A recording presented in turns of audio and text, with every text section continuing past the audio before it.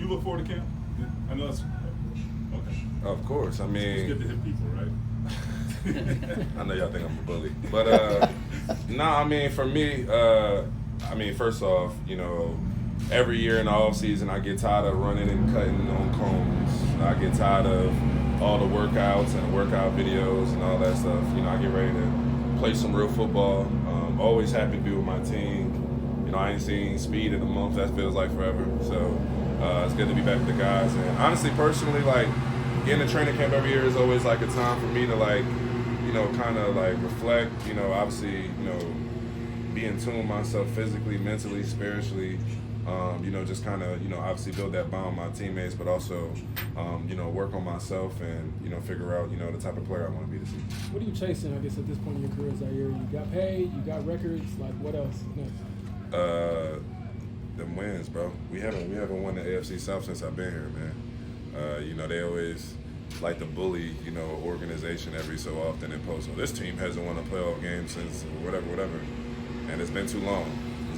We gotta get to the dance. It was 30 yards away from a division title last year. That's something that I haven't forgot about. And the beauty of it and the irony of it is everybody gets to start at the bottom of the mountain all over again. So I'm just looking forward to our journey. Given the way it ended last year, you already looking forward to week 1 against Houston? Nameless, faceless opponents. It could be Houston. It could be the Bad News Bears. Everybody's going to get the same energy. How big is it?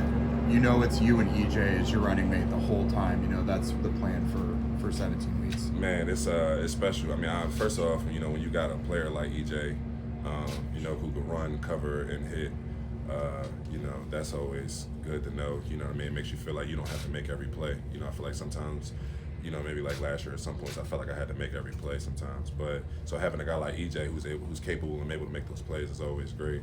And then when you got that bond with somebody, you know, and I mean, you know, it's not to say that me and EJ don't get on each other's nerves at all, but, you know, we understand each other, we know each other, you know, we know where each other's from.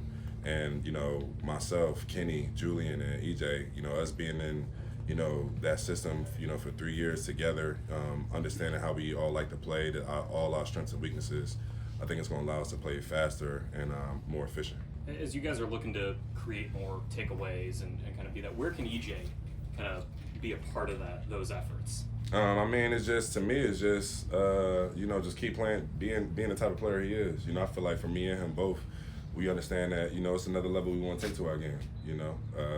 I think that's something that we're going to hold each other accountable to and continue to push each other the same way we pushed each other our entire career. Talked late last year about how you wanted to add more like splash plays. How do you go about getting to that level at this point in your career? How do you add that? Well, the crazy thing is the fundamentals. Ain't that crazy? To make more unique plays, you just got to be more efficient and, you know, just understand the game. You know, I think, you know, something that I felt, you know, going into OTAs, I just felt like mentally, not only my understanding of defense and my relationship with Gus was on another level than it has been before, but, you know, at this point, just understanding offensive concepts, how they're attacking us and different, you know, pressure points. And when we out there, I felt like I was seeing it differently in OTAs. You know, I feel like I was a little bit in the matrix a little bit. So hopefully that translates to Sundays. I don't know if you offer any advice to him, but a young guy like AR in the situation he's in, what advice would you offer him coming into this year, where it's kind of like he's not a rookie, but, you know, he's still got a lot to prove, and there's a lot on his shoulders? I mean, at the same time, you got to run your race. I think that was the best advice I got as a rookie. When Rob Mathis came to talk to our team when I was a rookie, he said, you got to run your race. You know, outside noise is going to come and go.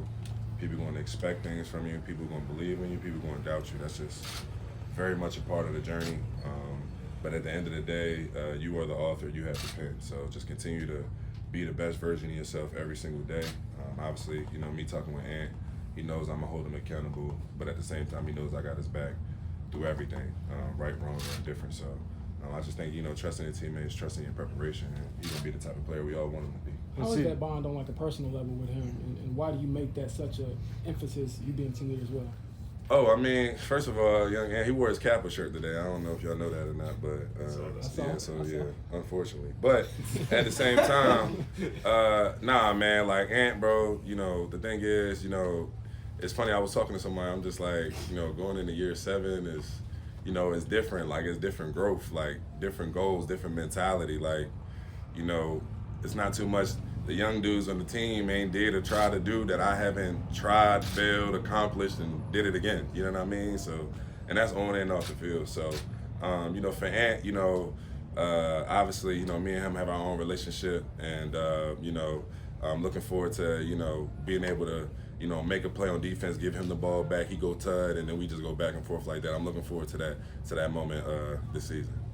You get the same quarterback 2 years in a row. Ain't that a blessing? Unfortunately for you guys, I know wasn't much to write about, but I had a great summer. I hope everybody had nice vacations. Put your phone on airplane mode with no worries. But yeah, it's a good thing when you got a quarterback the same year twice, huh?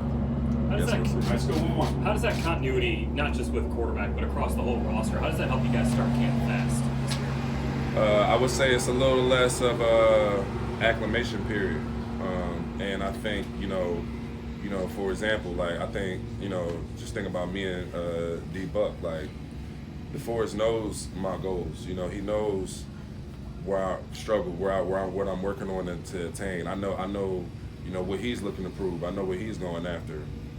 So it's a little, and he also knows how I respond to things, and I know how he responds to things. So just that type of example is like, we able to hold each other accountable, we able to push each other, we able to speak about things differently, knowing the journey that we've all been on, and that goes across the board from Kenny to Pitt to JT. So, we got great players all over the place. I feel like this offseason, we was definitely overlooked.